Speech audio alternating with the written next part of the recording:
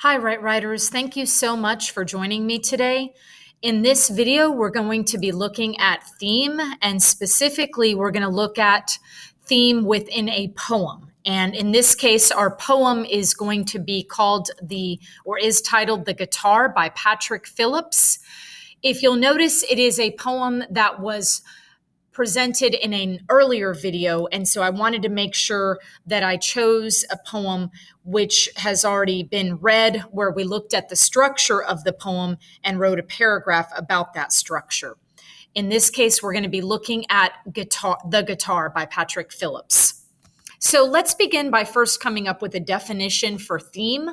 And I like to first think about theme as a main idea. So I want you to think of theme and main idea as being very similar.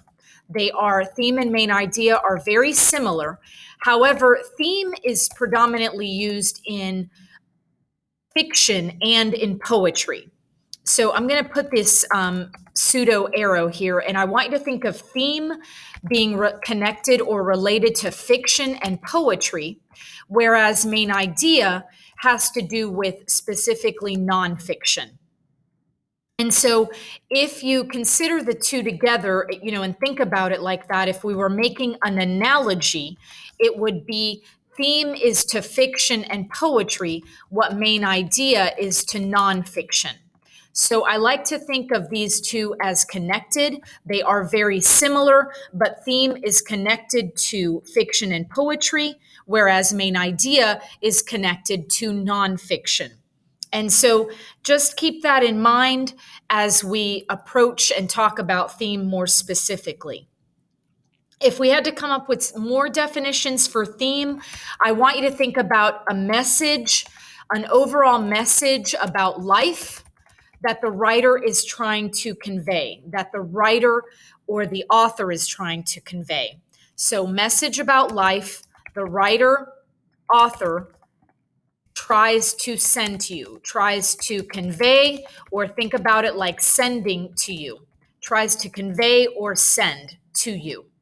So that is what you want to think about when you're thinking about what is theme.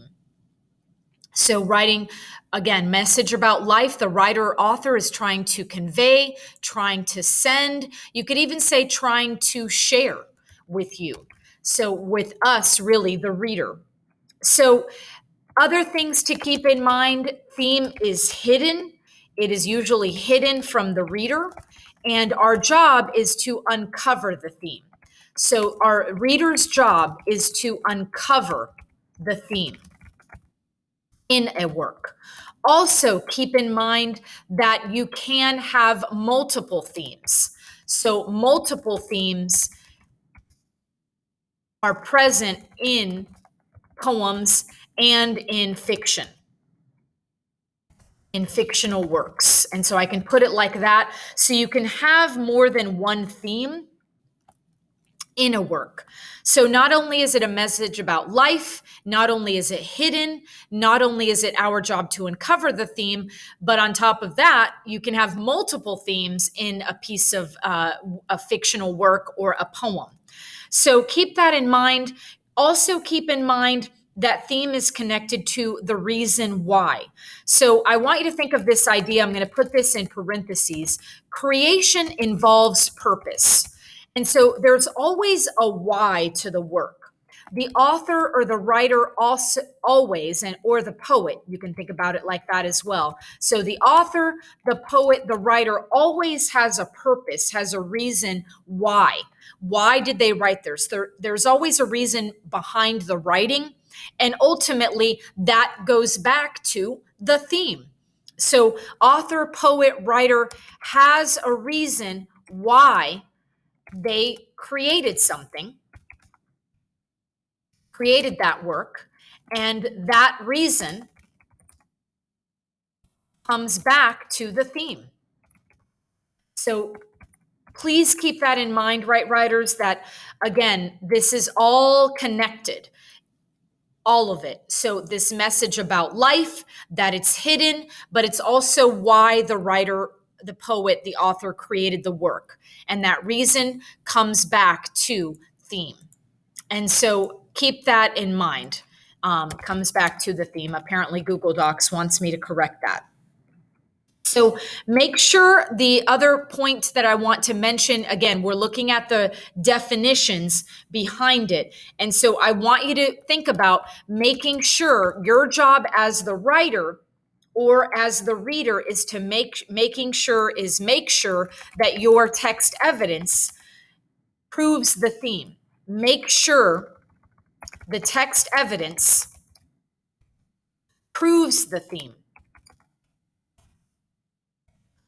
that you are arguing.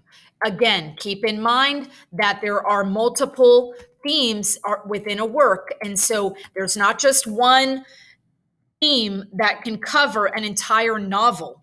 Obviously, you have to have more than one theme in stories, even in poems. And so, again, keep that in mind. Finally, the confusing part. Why are themes confusing for readers? Well, first of all, they're hidden. So that's one of the reasons why, if you struggle, with theme, why do I struggle with this? Why is this so confusing? Well, themes are often hidden from you, and your job is to uncover it. And then the writers have multiple themes. So there are multiple themes in a work, which is why, again, they can be confusing. There's no right theme for a work. You can have more than one. So if you find yourself struggling with main idea and you're not struggling with theme, what I encourage you to do is to use the same strategy that you have for theme for main idea. If you find that you're struggling with both main idea and theme, then what you're unable to do as a reader is you're unable to look at the big picture, to look at what the message the writer is trying to get across. So it's going to require you to zoom out. You've got to zoom out rather than zooming in on the details. So you zoom out, big picture, big photo, rather than zooming in. So readers must zoom out. And if you're struggling with, let's say, I guess if you're struggling with theme and not struggling with main idea, then again, I want to say use the same strategy that you have for main idea to try to uncover the theme in a piece of work. And those are just some ideas that I offer to you, writers, to think about. So what is my strategy? Notice how I haven't even gone to the poem yet. And you're probably wondering, writers, when is she getting to the poem? Well, I want to make sure that I establish the foundation first. So you don't just jump into a piece of work to find the theme. You've got to, we've got to figure out, okay, what am I really looking for and how do I do it? What's my strategy? Well, I'm offering this as a strategy, and this strategy, although it may seem very simple on the surface, it becomes more complex as we start to uncover and deconstruct the work. So, ready? Here's the strategy. So, strategy by Cruz, from Cruz. Here we go. Ready? Look carefully at the title. So there's my big strategy. Really, Cruz? Really? That's it. I mean, this is my number one. Look carefully at the title. The reason I say that is because the title is, think about your own experience when you're coming up with a title for a poem, a title for an artwork, a title for a song. Sometimes it takes you a long time to come up with the title. And so I make the argument, my argument is, for me, my strategy is I want to look at the title. I want to look at any subtitles that are given. So look carefully at the title, look carefully at any subtitles that are given, anything that's under the title before the work begins is what I look at first. Those are my first two strategies before I even start reading the work. And so now I look at the left screen, left part of my screen here, and I see what is the title of this poem. And the title of the poem is The Guitar. I know my writer is Patrick Phillips, but most importantly is I think about guitar, the guitar first. So then what do I do? Okay, so now I have this strategy, and notice how, again, I haven't even started reading the poem. And so what I want to look at first, because my strategy is to look at the title to try to uncover the theme, my focus is to find, I first look at the title. So step one, look at the title. And then step two, I try to find words or words that connect to the title in some way.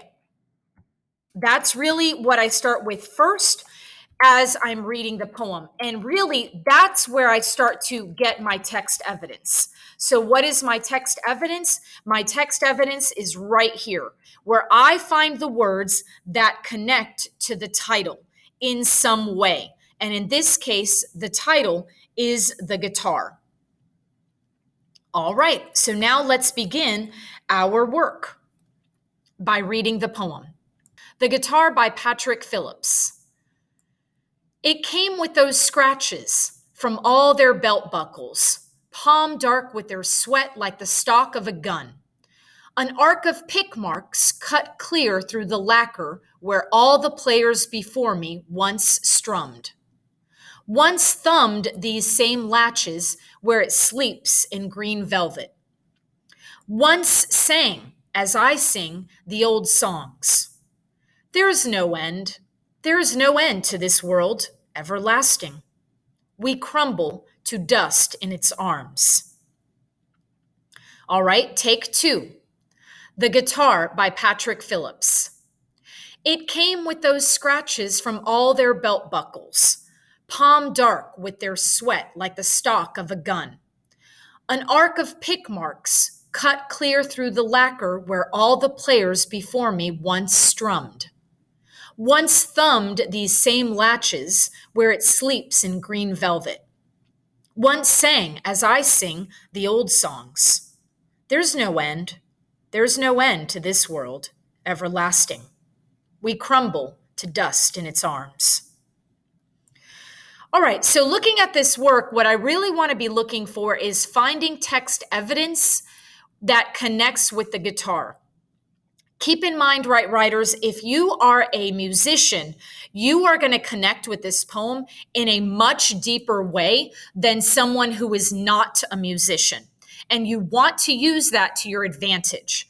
So use that background knowledge, use your connection to a work when you are able to do so. So the first thing I want to look at is I want to take a moment to talk about what's going on here.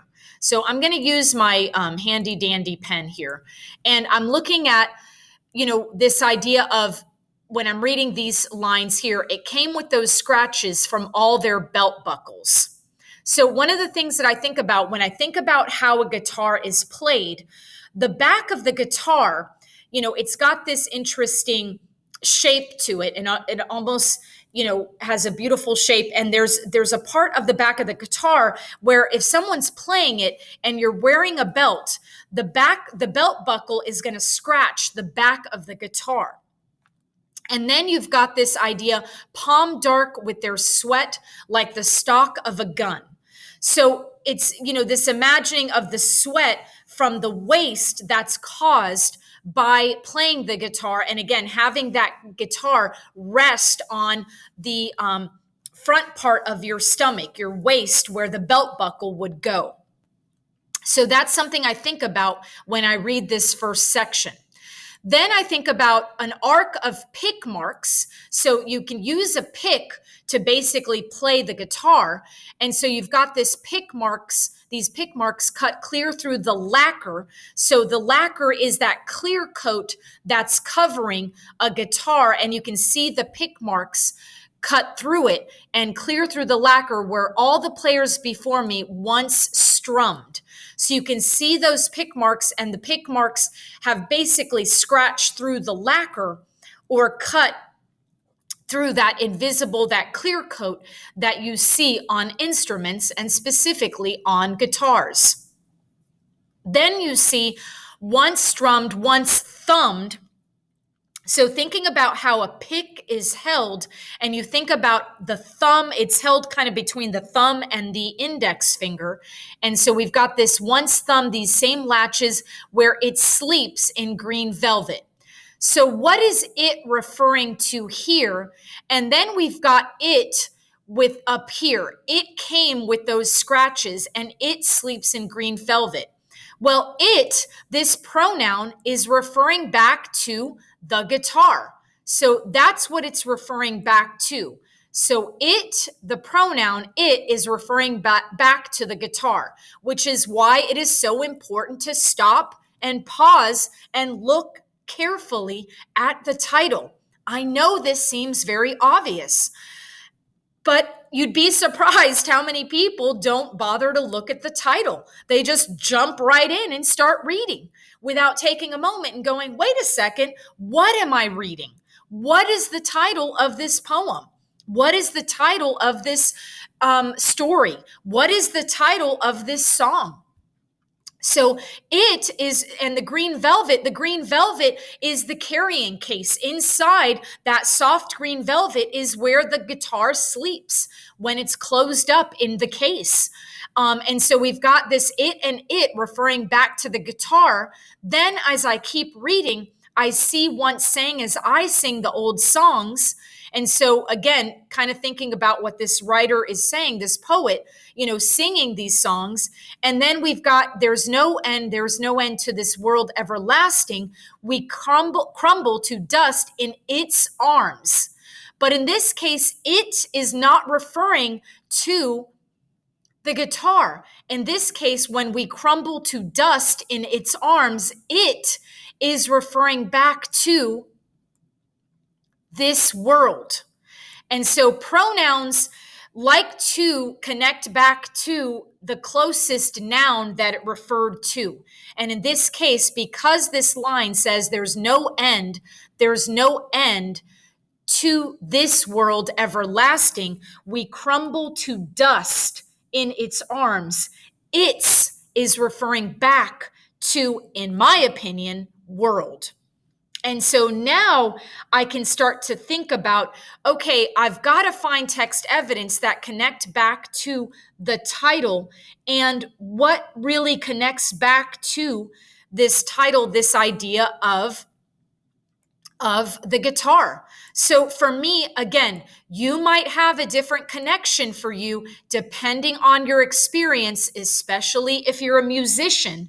For me, what stands out is this part right here. An arc of pick marks clear through the lacquer where all the players before me once strummed. Right here, this connects for me as far as talking about a guitar. The other part that connects for me that talks about a guitar is this part right here where it says, once sang as I sing the old songs. So that to me connects back to the title of the guitar. So here is where I connect the text evidence for the guitar. So now I'm going to take this part, and this is going to be where I type up my text evidence. Keep in mind, we know that this is in technically stanza 3 and 4, and these are specific lines from the poem. And so I want to make sure that I use forward slashes to let the reader know there were lines that came before that, but I am choosing the lines that I want. And so in this case, I've got an arc of pick marks cut.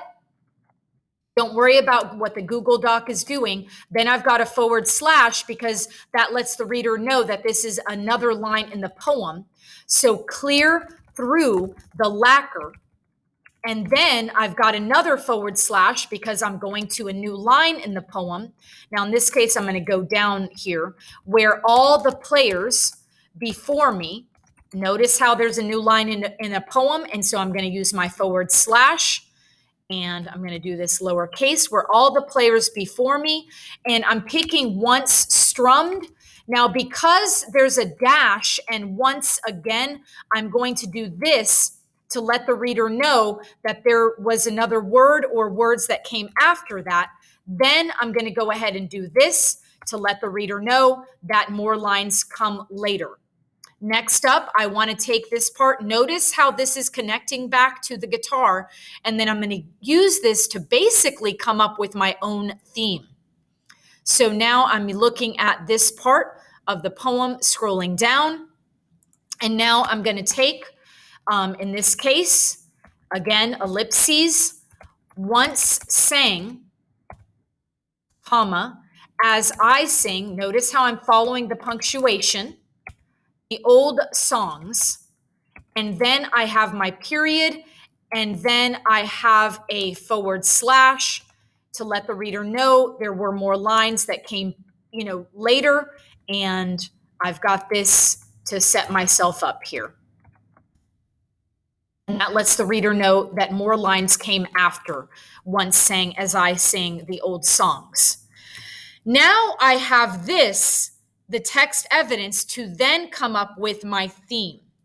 And so this is the most challenging part here. So I've picked my text evidence, and now comes the part where I have to come up with, okay, what would be my theme? And I think about, well, what is a theme again? Well, it's hidden from the reader, and it's sort of like a main idea. It's a message about life that the writer author tries to share. So I want to Control C. I'm going to copy and paste this part. I'm going to think about this when I think about the guitar. And so I want to think about, what is the theme? What can I come up with as far as message about life the writer, the author is trying to share? We've got the guitar. I'm looking at the title. An arc of pick marks cut clear through the lacquer where all the players before me once strummed, once sang as I sing the old songs. So here I almost have to brainstorm. I've got to brainstorm some ideas first before I come up with my theme. So brainstorm ideas, an arc of pick marks cut clear through the lacquer where all the players before me once strummed. Okay, so this idea, all the players before me once strummed, and an arc of pick marks cut clear through the lacquer. So this shows me that the poet, and again, I see first person before me, first person. So in this case, writer notices the blemishes on his used guitar. So the poet notices the blemishes, because again, this is in first person. This is me. Poet notices the blemishes on his used guitar or on his used instrument. We can say that. We can say, what are some more ideas that we can come up with? We can say that poet is reflecting upon the past. And I can make that argument. They're reflecting on the past because it says where all the players before me once strummed. And then we've got this idea again, once sang. Then I'm going to this part, once sang as I sing the old songs. So again, even in this next line, poet again reflecting upon the past. And even the past and the present, once sang as I sing. So if I am singing, that is present tense. So poet reflecting on the past, upon the past and the present. Keep in mind, there are probably, I know there are multiple themes to this work. I don't want to zoom in, so I've got to zoom out when I'm thinking about this. So in zooming out, music can represent an arc of pick marks cut clear through the lacquer, where all the players before me once strummed, once sang as I sing the old songs. Music can represent a window into both the past and the present. And we could even say, so music represents a window into both the past and the present. I might even be a little more specific, but notice how I'm not saying the word guitar. An instrument can represent or can reflect a window into both the past and the present. And notice again that I have to come up with the idea. It's not given to me, it's hidden. The theme is hidden. I have to infer it. And so now that I have some ideas for a theme, I can now start to build a paragraph around that theme. And now I want to use this for my text evidence. And so now let's start to construct the paragraph, because I've got, this idea of music represents a window into both the past and the present. An instrument can reflect a window into both the past and the present. And those are just, again, two possibilities. You might have a different idea. So this is going to represent my theme paragraph for our video today. And so I'm going to sort of mix in the middle school and the upper level or high school paragraph into one theme paragraph today. So keep that in mind, right, writers? This one's just a little bit different than other videos, but it really connects back to a previous video on looking at the structure of an unfamiliar poem. So I want to make sure I reference the piece, The Guitar by Patrick Phillips. And I want to cover myself, right, writers? And so a way to do that is to basically argue that there could be multiple possibilities, and that keeps it nice and open. And you're not saying this is the only theme that is there. You do not want to seem very rigid. You want to be flexible. And so you do that with the language that you use, the choice of words. So I can do this by saying something like this. The Guitar by Patrick Phillips contains many hidden themes. And by doing that, you're arguing that, look, there are multiple possibilities. I'm just offering one. And so you go broad and you allow yourself that flexibility. And so a teacher or a professor can't say, no, that's wrong, because you're using text evidence and you're keeping your options open. And that's what you want to do when you write, especially for academic purposes, to make sure that it sort of like provides you some safety, a cover when you need, to cover yourself with maybe teachers or professors who are very rigid. The more flexible you are, you don't come across as a know-it-all. So themes convey. So let's talk about a definition. What do themes do? Well, themes convey a message about life. So The Guitar by Patrick Phillips contains many hidden themes. Themes convey messages about life.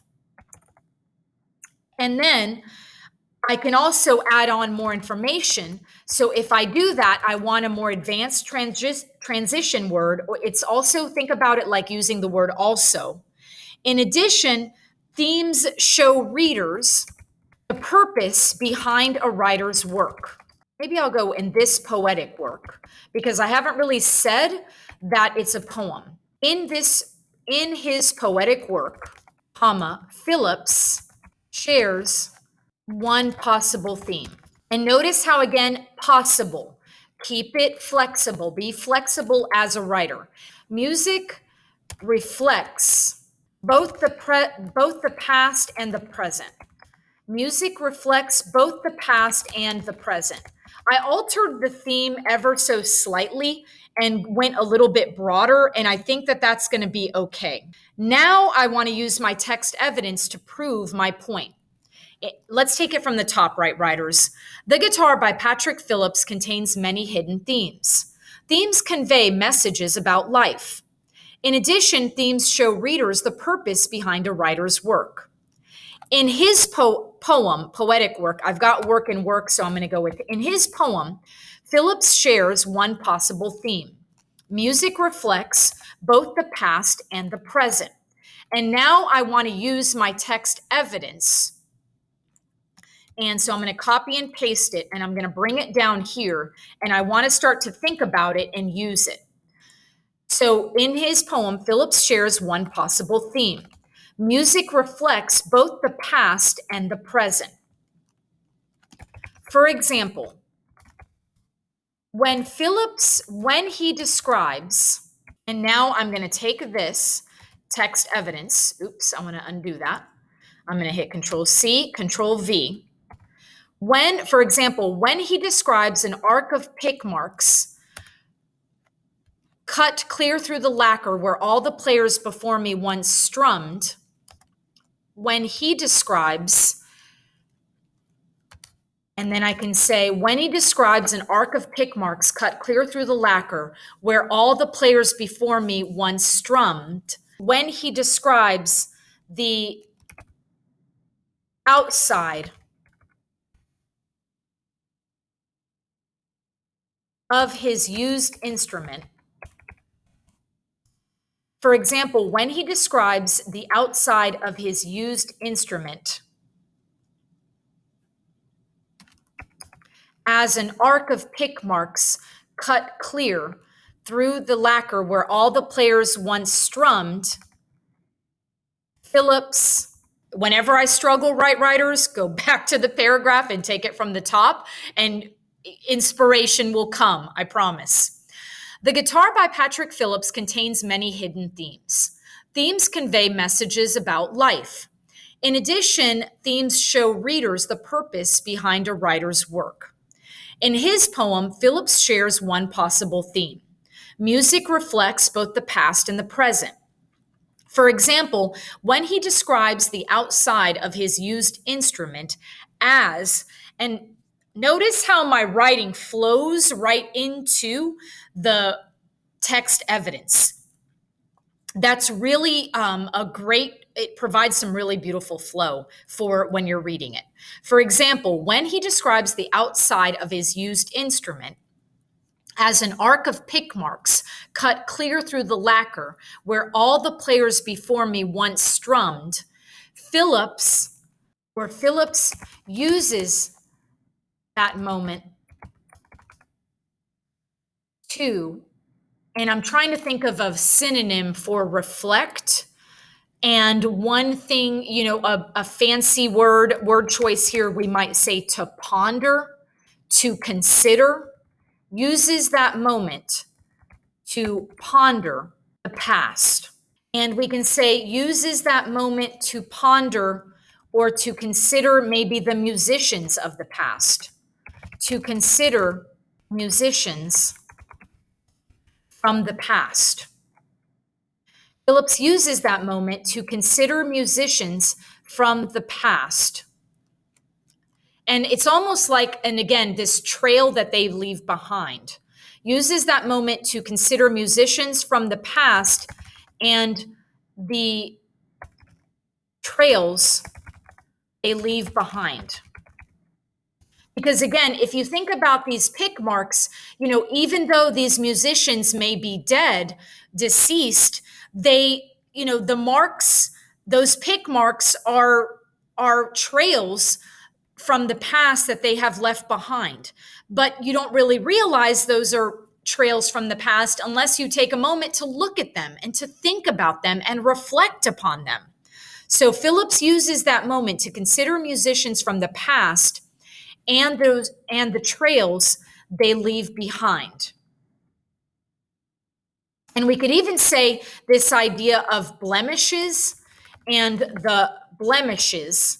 So blemishes, can be a mark, and the blemishes they leave behind. I really like the way that flows. Later in the poem, because he does this later in the poem, he connects the past with the present. So, because again, my theme is music reflects both the past and the present. Later in the poem, he connects the past with the present when he says, later in the poem, he connects the past with the present once sang as I sing the old songs. And maybe I'm going to do this. He connects the past, once sang as I sing the old songs, connects the past with the present. I like that so far. I'm pretty proud of that, right, writers? Hope you're sticking it out with me. Okay, and now I want to kind of end with my theme again. And so now I want to add that very important transition word. And I sort of want to hammer it home here. So I want to sound confident. And so I'd say something like, therefore, one theme Phillips conveys, or one possible theme Phillips conveys, is, and then I'm going to use a colon there. And now I want to restate that theme. Music reflects both the past and the present. And so I'm going to go ahead and put that there. And now let's go ahead, writers, and take it from the top. And again, when you're writing about theme, I encourage you to say it twice. Repeat for emphasis. Yet be flexible. Be flexible in how you write so you're not too rigid and you allow yourself that openness so that your teacher or professor understands that you're not being too rigid with your ideas. And that flexibility is something that teachers and professors, when you're talking about poems or works of fiction, you want to be as flexible as possible. Let's take it from the top, right, writers? Feeling good about this draft. The Guitar by Patrick Phillips contains many hidden themes. Themes convey messages about life. In addition, themes show readers the purpose behind a writer's work.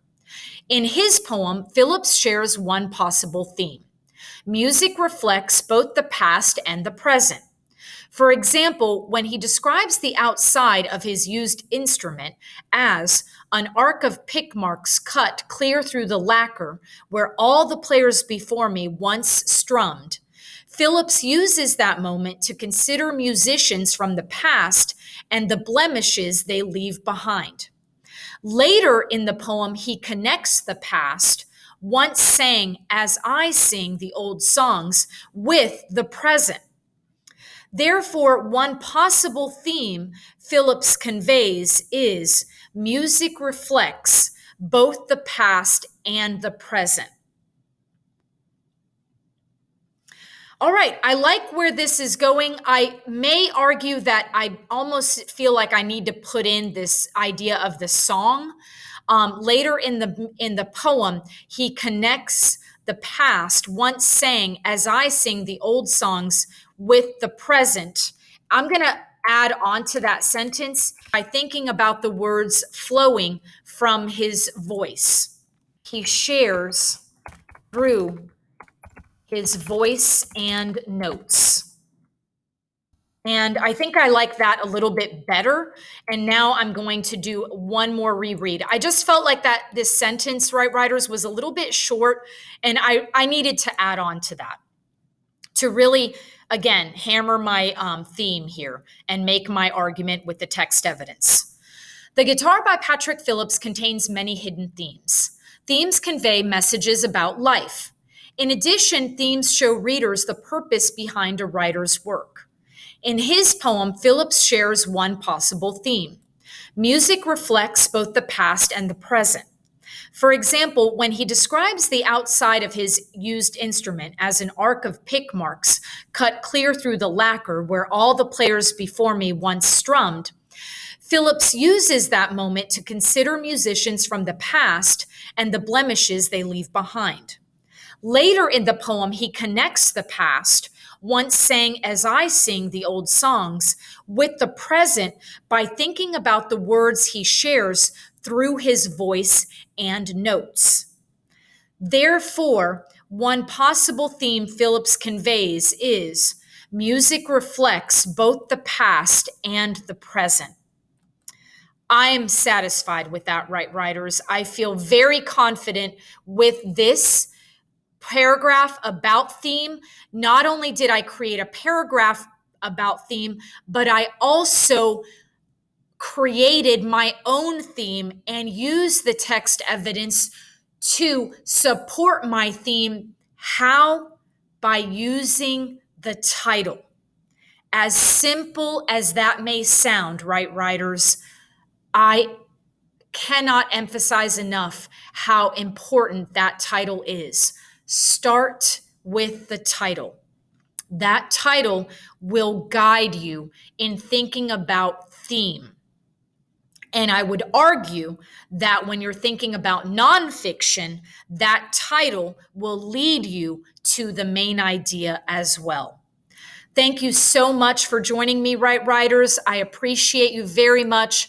Thank you for subscribing to, as far as I'm concerned, our channel.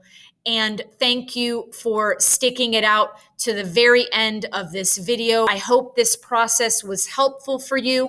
And I hope that you feel more confident, more comfortable when you hear the word theme. Take care, Right Writers. Bye-bye. Love you guys.